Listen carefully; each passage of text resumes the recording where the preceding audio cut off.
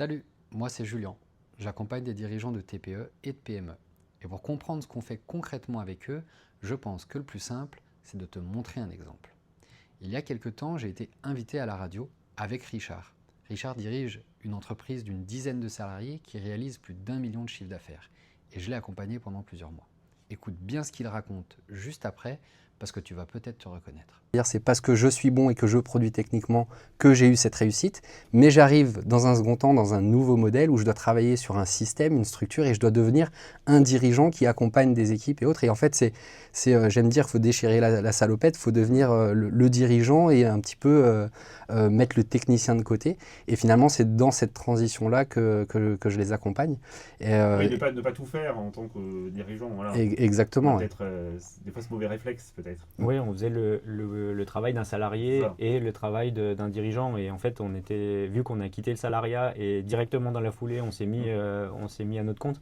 On n'avait pas les clés aussi de management, on n'avait pas ces clés pour diriger et se dire, en fait, la production, il faut peut-être qu'on s'en détache un peu, sans perdre le fil conducteur de ce qui fait nos valeurs, de ce qui fait notre identité, mais de bien la transmettre aussi à nos salariés. Donc c'était vraiment aussi cette chose qu'on n'avait pas, ces clés-là qu'on n'avait pas pour délester un peu notre emploi du temps. Tout était fait dans l'urgence, on était vraiment la tête dans le guidon et c'est vrai qu'au bout de 4 ans, il y a la fatigue qui s'installe. La fatigue, elle devient le quotidien.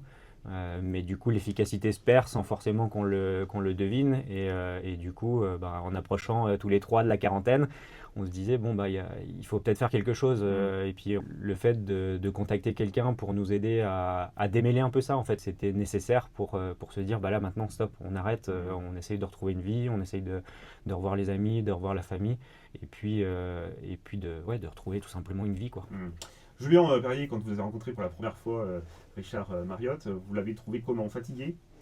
Un peu plus cerné qu'aujourd'hui, ça c'est sûr. Mais encore une fois, derrière l'histoire de Richard, il y a énormément d'investissement, énormément de travail.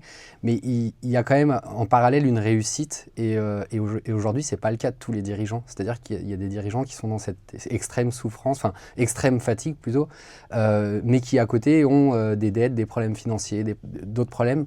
Donc c'est vrai que Richard n'a pas plongé. Voilà, c'est ça. Parce qu'il vous a aussi peut-être contacté à temps. Si tu te reconnais dans ce que Richard vient de dire, je te propose quelque chose. Il y a un point que je retrouve chez presque tous les bons techniciens devenus dirigeants. Un point qui fait qu'ils restent indispensables dans leur entreprise, même quand ils essayent de déléguer ou de prendre du recul. Et souvent, ils ne s'en rendent même pas compte. Pendant notre échange, on va chercher quel est ce point chez toi. On verra où tu perds encore du temps, pourquoi certaines choses passent toujours par toi et surtout ce que tu peux changer dès maintenant. L'objectif, c'est que tu repartes avec une action simple, concrète, pour commencer à récupérer du temps et rendre ton entreprise moins dépendante de toi. Et si je pense pouvoir t'aider à aller plus loin, je t'expliquerai comment. Tu peux prendre rendez-vous juste en dessous et je te dis à très bientôt.